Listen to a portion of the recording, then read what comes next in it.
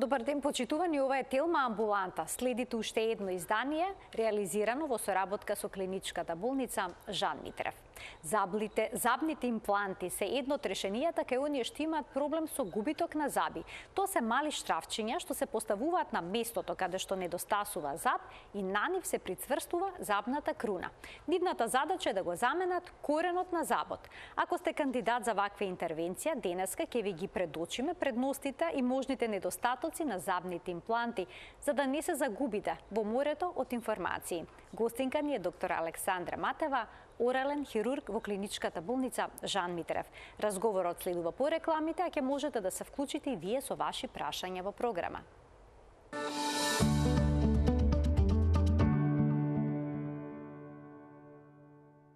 Многу луѓе се плашат од стоматолошки интервенции, а кога ќе најдат на непроверени информации, стравовите и дилемите се продлабочуваат. Има бројни митови, односно заблуди поврзани со забните импланти, па денеска ќе ги разрешиме и ќе го поставиме прашањето дали забните импланти може да бидат трајна замена за загубениот заб. Ќе запрашаме доктор Александра Матева, специјалист по орална хирургија, хирургија на заби всушност. Добре ни дојдовте во студиото на Телма. Прво, благодарам многу на поканата, чест ми е да гостувам во оваа емисија и често ја следиме, има добра информативна содржина, односно имаме можност да им кажеме на пациентите некои, како што кажавте, митови или некои заблуди за медицинските теми. Така, и да се разјаснат, да бидејќи создаваат понекогаш и стравови. Нормално, незнаењето создава и погрешните информации доведуваат до бројни дилеми. Еве ќе започнеме од најчестата дилема. Што е подобро, забни импланти или пак мостови? Да, навистина тоа е една од најинтересните дилеми. Кај пациентите постои забуна зошто импланти место мостови. Во минатото, додека имплантологијата нема земено оваков замав, мостовите биле фаворизирани. Ме разбирате, тоа бил единствен план на терапија, кога пациент ќе нема заби, што друго. Мостовите биле како идеално решение. Како имплантологијата расте, се развива, сите компликации кои што можеби во минатото постоеле, сега се сведени на минимум. Дилемата помеѓу мостови и импланти веќе не треба да постои. Ќе го кажам најголемиот недостаток што го има кај мостовите. Мостовата конструкција, протезска конструкција која што всушност премостува некое празно место, односно изгубениот заб. За да се изработи еден мост, потребно е да се истругаат најмалку 2 здрави заба. Кога, ќе кажа, во минатото немало друг избор, пациентите добро го прифаќале тоа и генерално биле задоволни. Сега како имплантологијата стапува на сцена, имплантологијата нуди, доколку имаме загуба на еден заб, да се вгради имплант и над него да се вгради коронка или она што го гледаме во уста, забната супстанца и воопшто да не се допираат соседните заби. Значи, задачата е на забниот имплант е да ја замени улогата на коренот на забот, тоа се всушност стравчиња, кои што се ставаат на местото на загубениот заб и потоа врз него има коронка, круна, она што навлака, како е, има повеќе, нели. Сега не, сакав да кажам, исто како што ви објаснивте, така и ние на пациентите им објаснуваме. Имплантот всушност е коренот на забот и горниот дел е надокнадата протезка. Каде пациент, колку импланти може да бидат ставени? Вака, кога се работи за бројка, малку е интересно тоа, немаме некоја односно бројката не е некој успех на терапија. Ако земеме еден пациент да ги има изгубено сите заби, значи беззабост има? Беззабост целосно, 32 заба фалат. Нема ни еден? Ние теоретски можеме да ставиме 32 импланти. Тоа никогаш не се случува, да кажам. Си имаме некој вид на доктрини, односно си се водиме по правила колку импланти вградуваме во една вилица. Ќе објаснам преку пример. Доколку фали еден или 2 заба, си одиме со еден или 2 импланта. Односно ги надоместуваме загубените заби. Но доколку имаме целосна беззабост, ние вградуваме најчесто 6, но може да се вградат и 4. Некоја максимална бројка е до 8 импланти во една вилица. Тоа се, како што кажав, доктрини, многу популарни сега, можеби на македонски немаме ние некои превод на тоа, All on 4, All on 6, веројатно кој разгледувал, кој се информирал на оваа тема, му е веќе јасно, се вградуваат 4 импланти или 6 импланти и над тие импланти се прави соодветна, секако со балансирана протезка надокнада. Нешто како мостови, претпоставувам? Да, мостови и воедно исто овие што ги викаме вилици или протези. Значи тие разликата е во материјалот и во самата јачина. А може ли некој пациент кој што се поставени мостови, па изгубил еден зап кој што бил носач на мостов, на тоа место да се стави имплант и по тој имплантот да биде носач на мостов? Вака, во таа ситуација ви дадовте пример со мостови. Бидејќи тоа е честа ситуација кај нашата популација. Прашањето е дали всушност може да се направи мост или протезка надокнада на еден зап и на еден имплант. Теоретски е возможно, во пракса не го препорачуваме. А не го препорачувате? Не го препорачуваме, се изработува, може да донесе успех. Имаме видено успешни случаи, но генерално има подобри решенија. Секако, да. Сега, дали кај секој пациент може да се вгради имплант? Дали секој пациент е кандидат за една ваква постапка? Кај секој пациент со добра општа здравствена состојба може да се вгради имплант. Што тоа значи добра општа здравствена состојба? Добра општа здравствена состојба значи Да, отсуство на сите болести, бидејќи има многу хронични состојби. Вака, кога се работи за имплантологија, ние нашите контраиндикации или пациенти кои што не можат да вградат импланти ги вбројуваме во две групи. Пациенти кои што имаат апсолутна контраиндикација и релативна контраиндикација. Овие пациенти кои што ги спомнавте, нормално, тешко е, посебно во поодмината возраст, нели, да се најде пациент кој што е совршено здрав, без ниедна хронична болест. Така да, хроничните болести кои што се добро регулирани, односно кардиоваскуларните болести, шеќерна болест, се тоа кое што има добра регулираност, кај овие пациенти секако спаѓаат во релативна контраиндикација, но кај нив може да се вгради имплант. И имаме пациенти кои што имаат некои по-акутни можеби и болести кои што го напаѓаат имуниот систем. Автоимуни болести? И автоимуни, но можеме да зборуваме за карциномот, секако тие се апсолутни контраиндицирани пациенти за вградување на импланти. А што е со возрастната категорија? На која возраст најрано може да се стават импланти, кога најдоцна? Има ли горна возрастна група? Добро, малку е дискутабилно и некои од моите колеги можеби тука секогаш имаме некои и меѓу нас дискусии, да речам. Теоретски после 18-та година секако дека може да се вгради имплант. Кога завршува виличната коска да расте, тоа е периодот? Не завршува на 18 годишна возраст, затоа многу специфично, индивидуализирано ги гледаме ситуациите кога треба да се вгради имплант, посебно од границата помеѓу 18 и 25 години. Значи тоа е некое, пак ќе речам, дискутабилно. Мора да се види нели придобивки и про и против, да се види. А до која возраст расте вилицата? До околу 25-та се смета дека има некакви промени, кај некој малку порано, кај некој малку покасно. Значи по 25-та тогаш? Да, но има случаи кога се вградува и на пример 22 година, не би било никаков проблем да се вгради имплант. А кај возрастните лица, кај постарите? Кај возрастните нема граница.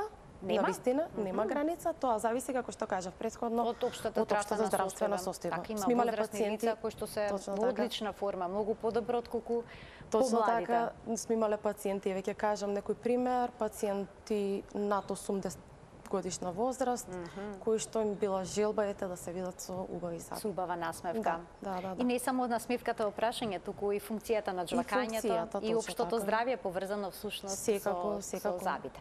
Но што е со повозрастните пациенти кои што ќе наидете на проблеми со виличата коска, таа може да биде порозна, може да биде тенка, дали е тоа проблем за да се вгради имплант? Па да, дефинитивно, значи нормално. Ако зборуваме за возрастна граница, не секогаш возраста е таа што го одредува квалитетот, а и квантитетот на коската. Значи овде имаме мултифакторијални причини за сето тоа за коската во каква состојба ќе ја најдеме.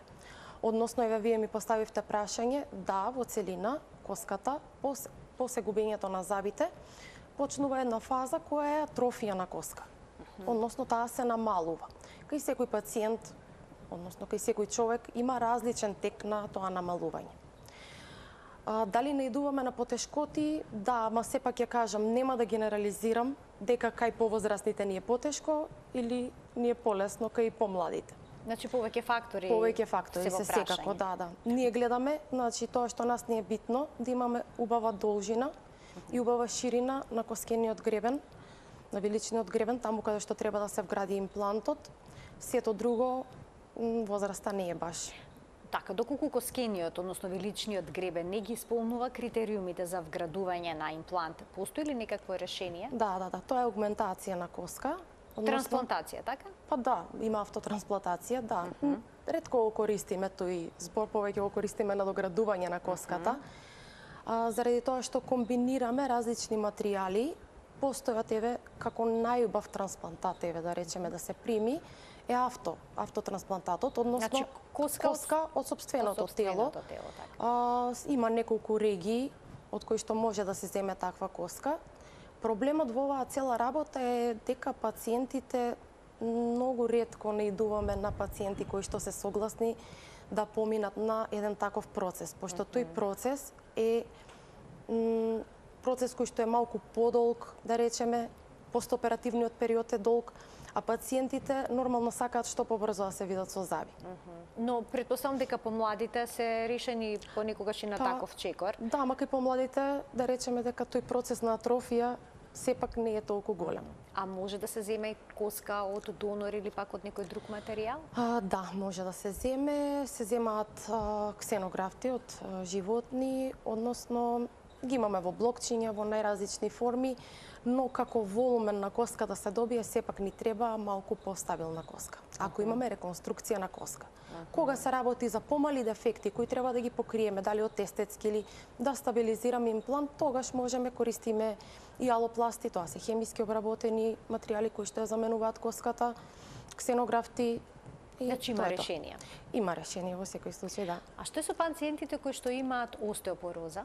Пациентите кои што имаат остеопороза се во апсолутно контраиндикација за вградување импланти. Значи кај нив таа можност не постои да се вгради имплант, а тие пак што имаат парадонтоза, тоа е една честа, тоа е еден чест проблем. Да, тоа е право многу голема тема и нормално најголем дел од пациентите кои што имаат парадонтопатија, би се изразила повеќе стручно, да. Да не ми замерат некои колеги, се разбира.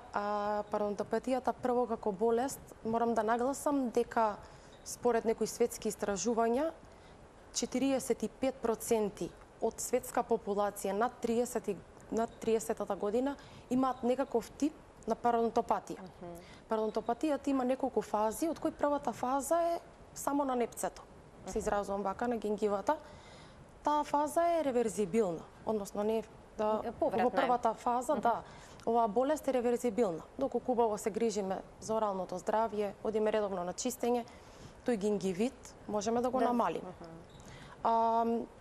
Понатаму, парадонтопатијата ја завзема и коската и тука се доаѓаат тие проблеми кога доаѓаат пациенти со расклатени заби. Па тие пациенти, пошто ме прашавте, тие пациенти всушност се најголем број наши пациенти на кои што вградуваме импланти. Сега, која е поврзаноста помеѓу имплантологија и парадонтопатија?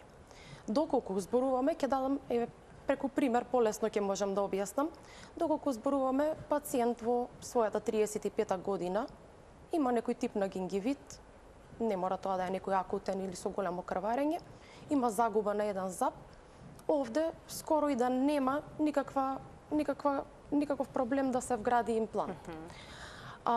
Но доколку имаме пациенти веќе можеби во нивните 50 години, каде што клатењето, она расклатување на заби почнува на цела вилица, во двете вилици. Тука се малку нашите проблеми, каде што треба да направиме план кој што ќе биде најдобар за пациентот. Односно, тука некојаш пристапуваме на парцијално решавање. Односно, како се расклатуваат забите, така се решава проблемот. Да. Но дали прво мора да се реши крварењето од непцата пред да се Во тргне таа кон фаза, вградување на импланти? Вака, во фазата кога се расклатуваат забите, крварењето скоро и да не постои. Односно, веќе коската е повлечена. Да, може да постои гингивит, ама тој е заради може би полоша орална хигиена. Битно во таа фаза нема таков тип на крварење акутно или како кај некои пациенти кои ќе кажат при четкање на заби имам крварење. Тогаш тоа не е толку изразено, Не е но изразено. се отсуствува. Ама тогаш имаме други проблеми. Тогаш проблеми. имаме ресорбција на коска која што ни представува проблем за самото вградување на имплантот. А важна ли е прокрвареноста, крвните садови во непцата за вградувањето на имплантот да биде успешно? Па да, вака, крварењето како крварење е првиот процес од кој што почнува некое зараснување во устната празнина. Али крварењето од непцата потекнува од воспалителен процес. Така да, тоа е сепак со бактериска флора која што веќе го има колонизирано тоа непце. Кога некому ќе биде понудено да стави имплант, се јавува една голема дилема дали да го прифати, да прифати ова интервенција, бидејќи може да прочитаат на интернет дека често организмот може да ги отфрли. Има ли вистина или пак е тоа само еден мит?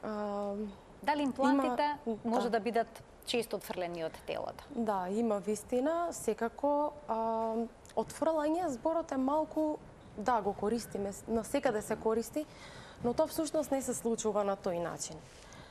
Имплантот вистина може да не биде прифатен од организмот, но само веќе набројам две најчести причини. Првата причина е доколку квалитетот на самата коска, ние имаме квалитет на коска од D1 до D4, квалитетот на коската е многу мал, односно тоа е како сунгерест.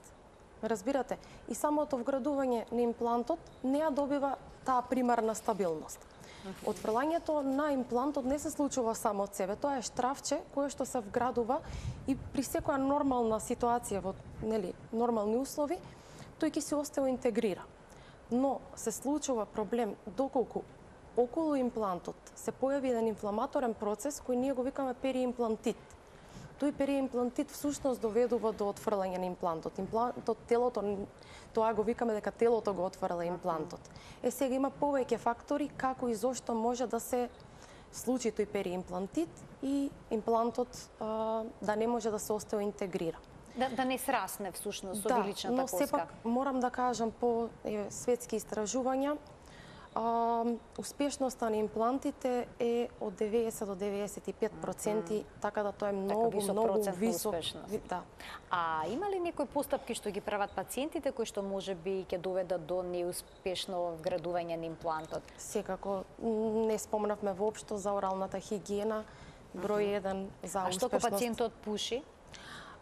Пушењето спаѓа во групата на релативни контраиндикации.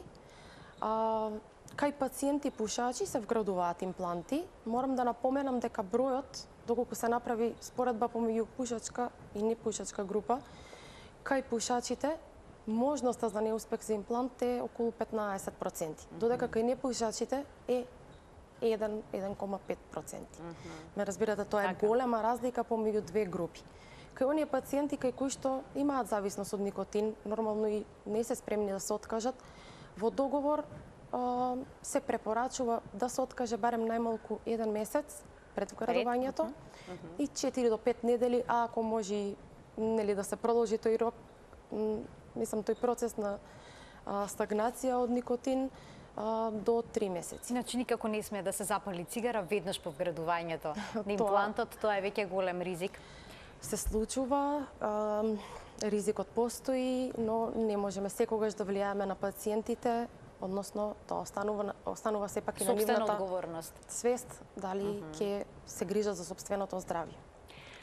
Колку време по загубата на одреден заб, да речеме по екстракција на забот, може да се вгради имплант? Дали тоа може да се направи веднаш? Или пак треба да се почека неколку недели, неколку месеци? Во вашето прашање и одговорот може да се направи веднаш, тоа се вика и медијантно имплантирање, но за таков тип на имплантација мора да се напомена на пациентите, мислам и пациентите да бидат свесни дека и медијантно се имплантира кога не постои никаква инфекција на коската. Односно, забот е изваден поради некоја друга причина, а не поради гнојна содржина околу забот. Секако, модерната имплантологија покажува и нови студии, нови испитувања како ние да дојдеме до намалување на тој број на бактерии кои што се населени во самата рана, но сепак за сигурна имплантација треба да се почека. Треба да се почека. Ама колку да се чека? Ако се чека многу долго, може ли коската да атрофира на тоа место? Идеално е 3 месеци после екстракција на зап да се вгради имплант. Ќе ги вклучиме гледачите, доколку сакаат да постават прашање во денешната Телма амбуланта, зборуваме почитувани за имплантите, добре дојдени се вашите прашања и вашите размислувања на оваа тема. Значи, кажавте 3 месеца најдобро да се почека и да се имплантира и да се вгради имплантот. Сега дали е сеедно? Дали имплантот ќе се вгради на горната или на долната вилица? Има ли тука некаква разлика во успешноста при вградувањето? Не, во успешноста не би рекла. Да, има некои мали... Но и во комплексноста? Не, има некои мали, ама тоа се како да кажам, сепак некои интерни дискусии помеѓу нашата фела, например, каде и што е полесно или потешко. Генерално, да, квалитетот на горна и долна вилица се разликува, тоа е по неговата природа, но во никој случај не влие на успешноста на имплантите. Колку време по вградувањето на имплантот на него може да се нанесе круничката? Да. Дали може веднаш? Да, дали треба да се причека? Да, истото како што разговаравме за кога може да се вгради, во последно време се истражувањата покажуваат дека тоа е имедијантно оптеретување, односно оптеретување веднаш по вградување на имплантот, може да се направи, но тоа го гледам интраоперативно. Интраоперативно самиот оператор, самиот хирург кој што го прави тоа, е свесен, односно има мерна единица со колкава јачина е имплантот заштрафен во коската, вака најпластично да објаснам. Доколку имаме една бројчена вредност, доколку видиме дека имплантот е доволно и јако заштрафен, ние веднаш можеме да пристапиме кон негово оптоварување.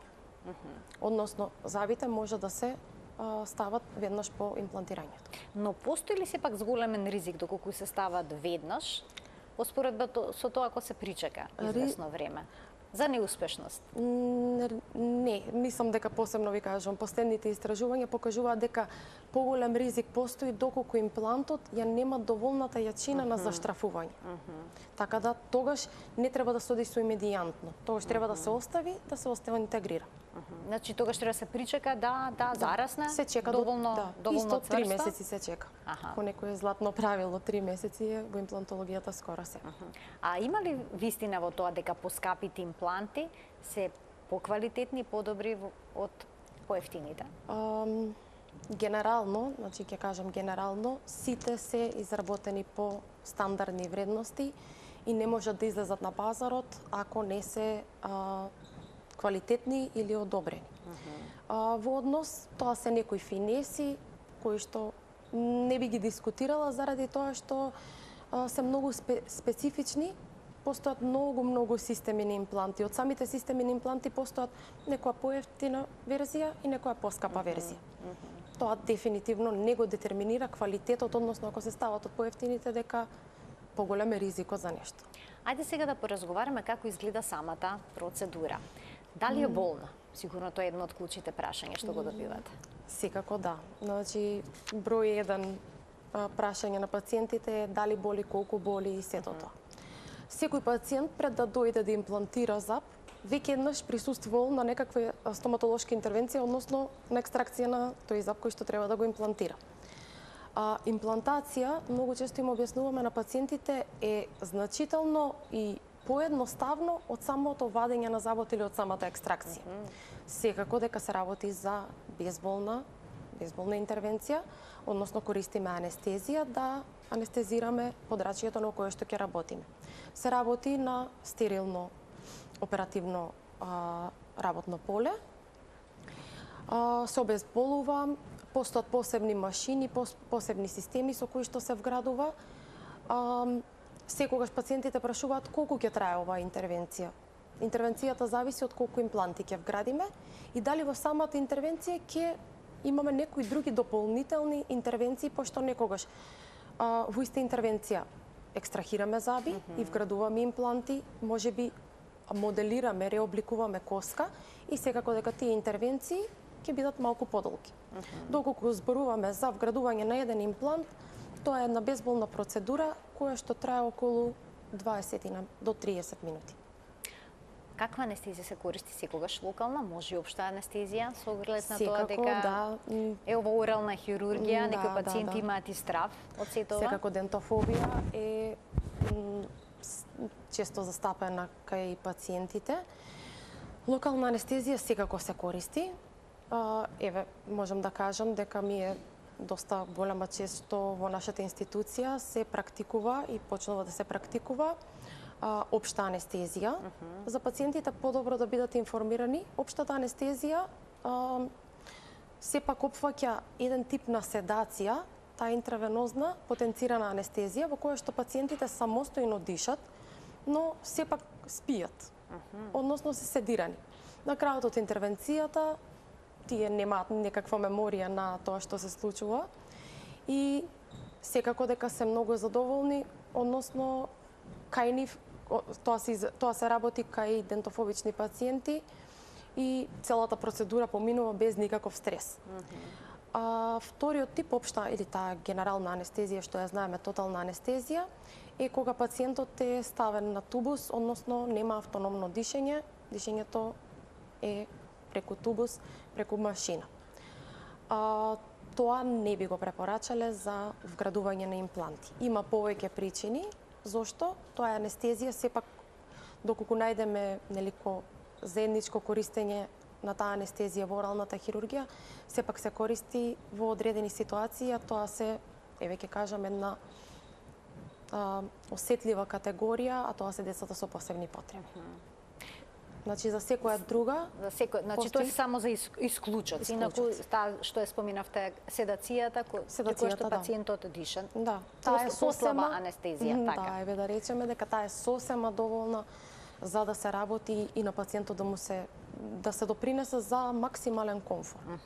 Во моментов можевме да видиме односно видеоинсерти од стоматолошкиот центар, новоотворен во клиничката болница Жан Митрев. Има таму поголем тим кој што работи на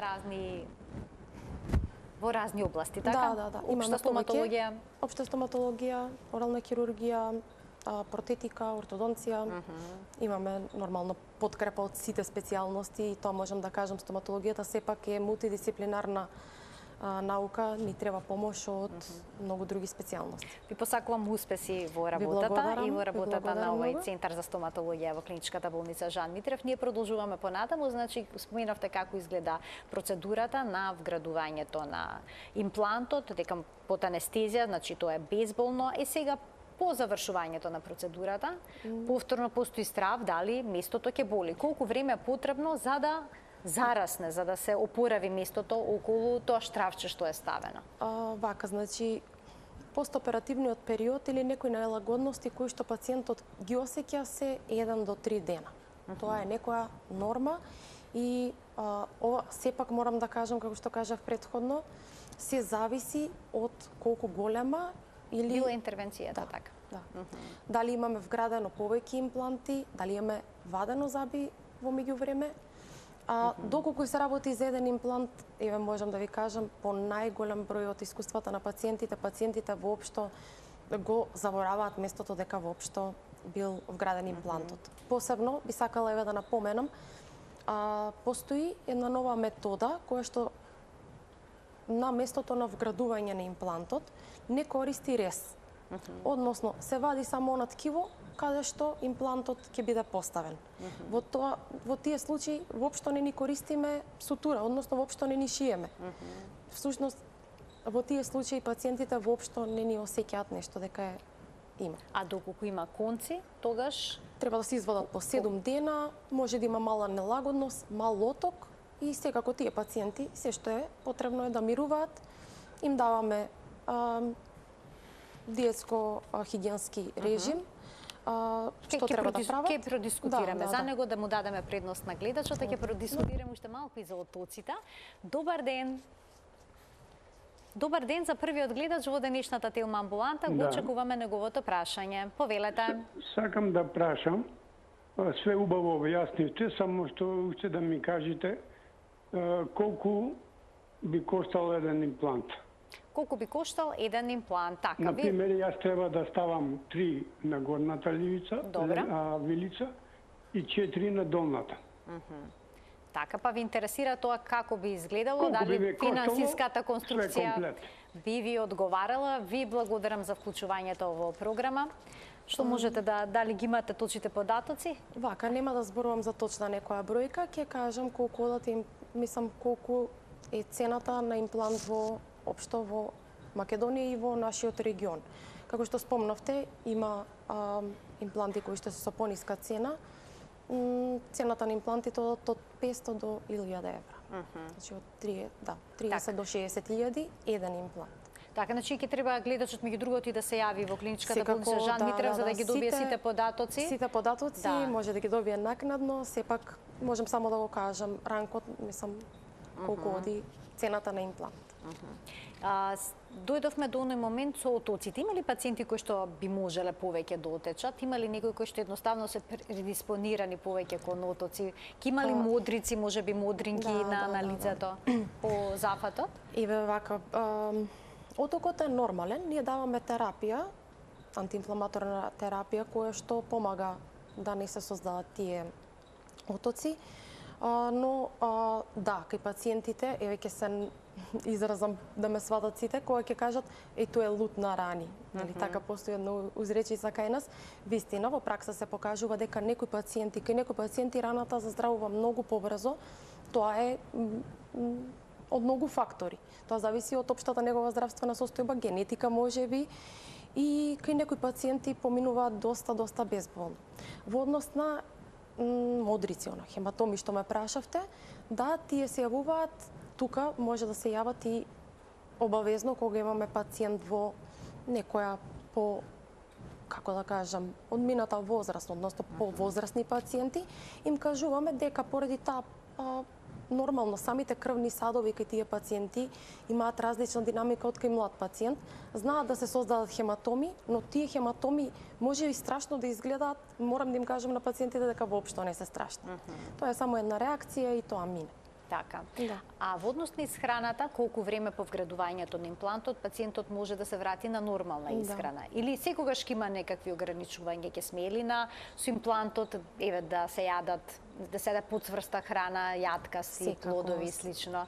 Секако. Да се гризне јаболко? Ако можам да ве прашам, дали се работи за постоперативниот период што може да јаде или од кога ќе се намести финалната конструкција? Откако ќе се намести, значи после операцијата, откако се ќе се среди, каква ќе биде исхраната? Кога, значи колку време по операцијата веќе ќе може пациентот нормално да јаде, дали во иднина има некакви ограничувања кај оние кои што имаат градено импланти? Доколку го оптовариме имплантот имедијантно, тоа што ви кажа веднаш после вградувањето, нормално пациентот има инструкции да не ја користи таа страна толку многу. Се работи не секогаш, значи морам да нагласам кога имедијантно оптоварувам имплант. Треба да имам индикации за тоа. Прво да е јак имплантот во коска, а втората работа е многу често кај пациентите имаат проблем, односно недостаток на некој фронтален зап. Разбирате, тоа е естетски момент кој што е многу битен за пациентот и нормално го советуваме пациентот да не гризе со предните заби. Значи, кога е имедијантно вграден.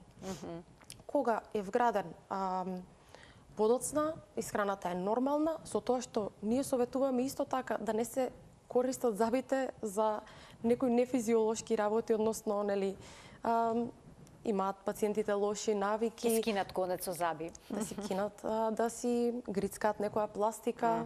Значи, ние ги советуваме да не го прават тоа и со нивните заби, исто така и со забите кои што се над имплантот. Доколку се случи да биде неуспешно вградувањето на имплантот, може да се извади? Секако, да. На негово место може повторно да се вгради имплант? Треба да се види прво причината зошто зошто е отфрлен тој имплант. Така. Ако се работи за некоја бактериска инфекција, најпрво треба да се извади, да се исчисти тоа место, да пробаме на некаков начин тој дефект кој што веќе е направен од имплантот, сепак е оставен дефект, да го пополниме. Потоа имаме исследување радиолошко, кое што ни покажува дали на тоа место имаме доволно коска да вградиме. По пракса, често бираме на некое друго место да го вградиме. Но не дека не не на може... истото место. Но постои можност и на истото место. Да, но ви кажав, треба претходна подготовка. Така, една од компликациите се значи инфекциите, што може да се Секако, јават. да. Тоа е прва и главна причина зашто се отфрла имплантот. Има некои други? Има други, но секогаш и кога има некои други причини, инфекцијата е таа која што се накалемува. А што е со синусот, кога е горната вилица? Синусот е, да, посебно приказна за целата оваа проблематика. Вградувањето во горната вилица е значително водено од тоа каде минува тој максиларен синус. Тој максиларен синус анатомски... Тој е предниот. Тука предниот синус, тука што се во виличната коска, да. Во вилична. Тој синус кај сите пациенти, односно кај сите луѓе, има различна анатомска морфологија, односно како и се друго на нашето тело, така и тој може да биде поставен погоре, подоле и воедно како коската се ресорбира, достане многу малку простор за вградување на имплант. Доколку не постои коска, односно не постои доволно растојание помеѓу местото каде што треба да се вгради имплантот и синусот, постои една метода, таа е синус лифт метода, со која што се подкрива малку синусот и има место да се вгради имплант. Значи има решение и за комплексните состојби. Да. А каква снимка е потребно да имаат пациентите? Да, воопшто не спомнавме не спомнавме, тоа е многу важен момент. Тоа е кога многу ќе дојдат битно. на стоматолог и кога ќе сакаат да направат да вградат имплант, каква снимка е потребно за вие да процените дали е тоа возможно? Исто така ќе кажам повторно со минатото, каде што радиолошки ова не било баш добро подковано и затоа и постои тој страф од имплантологија. Нас ни треба 3D снимка. 3D снимка на коската и на сите анатомски делови да можеме да ги видиме во двете вилици. Сега, како напредува целата технологија, во стоматологија е направен еден посебен 3D CBCT, тоа е посебна компјутерска томографија, која што се користи за вилични коски и можеме да ја видиме коската во 3D слика, нормално, и да видиме каде и точно ќе се вгради имплантот. Исто така се користи и компјутерската томографија и се што можам да кажам на пациентите во врска со успешно вградување на имплант е всушност предоперативната подготовка. Предоперативната подготовка нас ни зависи ето таа снимка и во последно време скоро сите компликации се на минимум баш заради таа припрема. А ако пациентите користат антикоагулантна терапија, проблем е? Секако дека е проблем, да. Ќе треба да ја прекинат? Еве кардиоваскуларни пациенти кои што сакаат да речеме да вградат имплант, ќе треба некоја посебна подготовка кај нив, претпоставам. Хроничните пациентите кои што имаат некој тип на хронична болест од кардиоваскуларниот систем, тие се плејада на болести, мислам треба да зброиме поединечно за сите, но тие пациенти кои што се на антикоагулантна терапија треба првично да се советуваат со кардиолог. Дали може да се прекине терапијата? Секако у комбинација може и со трансфузиологот, која препишува терапијата. За нас е битно дали имаме продолжено крварење. Така да овие пациенти спаѓаат не се во апсолутни, туку во релативни. Како што споменавте на самиот почеток, имаме двајца гледачи, ќе им дадеме можност да се вклучат во програма и да постават прашање. Добар ден. Добар ден. Повелете. Едно прашање имам за докторката. Ќарка ми има 35 години. Ставаше 2 заби, горна вилица, цирконски. Ама моментално има многу болка, пошто има синуси. Дали тие заби треба да се остранат или да достанат? Да немате само под прашање, докторке? Да, за каков тип на заби се работи? Дали се импланти или... Дали се импланти? Цирконски, само така знам дека се вика. Значи, обична вилица сакате да кажете? Само 2 заби има на горната вилица, 2 заби. А само 2 заби има на горната вилица и она сега има Добро, значи најобична вилица е ставена, која што е мобилна, претпоставувам, се вади, така? Не се вади. Не се вади. Во рете ве разбра докторката. Ви благодарам за вклучувањето во програма. Повелете. Вака претпоставувам, пошто кажа возрастна ќерка, мислам за 35 години како што слушнав. Болката на зъбите, тоа е веќе друга проблематика. Претпоставувам дека има ставено некој циркони или метал керамика на зъби. Болката многу ретко при стругање на зъби може да потекнува од синус, така да јас овие две работи не би ги споила. Треба да се јави на стоматологот кој што ги правел и да се види нервот на зъбот. Тоа е најчесто тие се викаат пулпитични болки, односно кога ќе се воспали нервот на зъбот. Има решение? Има решение секако. Добро, значи да се јави задолжително кај стоматологот кај кој што била или пак на некој друго место за уште една консултација. За второ мислење, добар ден за следниот гледач. Добар ден. Повелете. Вака, што доколку се појави перимплантит на вграден имплант? Мислам колку е тоа опасно, тоа ме интересира. Така, што се презема во таков случај? Ви благодарам за вклучувањето во програма. Ова исто така едно добро прашање. Што во таков случај? Да, многу е прво перимплантитот колку е опасен, не е опасен. Значи тоа е тоа воспаление околу имплантот. Да, тоа е сепак ограничено воспаление, многу често веднаш го забележуваме, знаеме што се случува. Имплантот сега постојат и различни, мислам, може да се јави во различно време и дали има терапија, најпрво мора да се види каква е клиничката слика на тој периимплантит. Понекогаш постојат некој тип на хронични или бавни и имплантите се уште можат да стојат. Но доколку постои некој тип на акутна, ние прво ја смируваме клиничката слика, се даваат нормално антибиотска терапија, постојат методи што, како што кажа, во модерната стоматологија се повеќе и повеќе се истражува на таа тема, може имплантот да се проба, тоа се вика да се искиретира или ласерски да се исчисти. Па да му се даде шанса, сепак тој одново да се остеоинтегрира. Тоа значи дека ние на некој начин, полесно да објаснам, го отвараме имплантот, целото тоа воспалено ткиво, кое што е околу имплантот го чистиме, надополнуваме коска и одново шиеме, така да му даваме нова шанса на имплантот. Сега, на кој ние, што ќе одлучиме да правиме, е многу битно и мобилноста на имплантот. Ме разбирате, доколку имплантот е многу мобилен, веднаш одлучуваме да го извадиме. Доколку не е доволно срасна, така? Доколку не е доволно прицврст. И битно е кога се јавила таа. Некогаш се јавува после 10 години од вградување на имплантот. Тогаш си го вадиме како и нормален зап кога ќе почне да се луксира. А од што зависи дали ќе се јави оваа инфекција или не? Познато е? Од повеќе причини. Може да речеме од коронката, ако... Точно така, коронката и таа е една посебно, нормално, тука се гледа и вештината на тимот на стоматолози кои што го прават. Ние имаме тим воедно и техника, зъботехничка лабораторија која што ни ги изработува зъбите. Многу е битен тој простор, како што може овде да се представи, моментот каде што самата коронка влегува во имплантот. Таму не треба да има подбинирани места, но секако морам да нагласам. Оралната хигиена кај пациентот, кај овие пациенти кои што имаат вградени импланти, мораат многу често да се јавуваат на стоматолог. Значи 3 пати годишно би препорачала и е препорака да доаѓаат на чистење, контроли. Но и во домашни услови сигурно има одредени препораки. Затоа ви кажав дека даваме одржувањето. Да.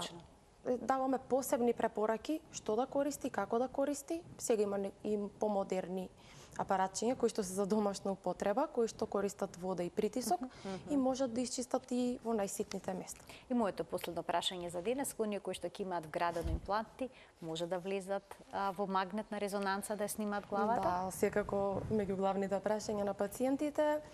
Да, секако имплантите се изработуваат од титаниумски материјал, постојат и материјали изградени од циркониум. Тие спаѓаат во неферомагнетни метали, така да без проблем можат да прават магнетна резонанца и секако со самото вградување на имплант од произведувачот се добиваат еден тип на сертификат дека имаат да приложат пред да прават таква некоја снимка. Јас ви благодарам многу за вашето денешно гостување во Телма Амбуланта. На многу убав пластичен начин ги појаснивте бројните дилеми поврзани, бројните прашања за имплантите. Верувам дека гледачите кои што се заинтересирани за сето ова Секако. веќе имаат една слика што Секако. ова представува како процедура. Ви благодарам и вас, се надевам дека доволно детално објаснив и може ќе се видиме некој следен пат Секако. за некоја друга тема. Почитувани доктор Александра Матева, урелен хирург во клиничката болница Жан Митрев, беше гостинка денеска во студиото на Телма. Ви благодарам за вниманието со кое што денеска не следевте. Ви посакувам убав ден и добро здравје.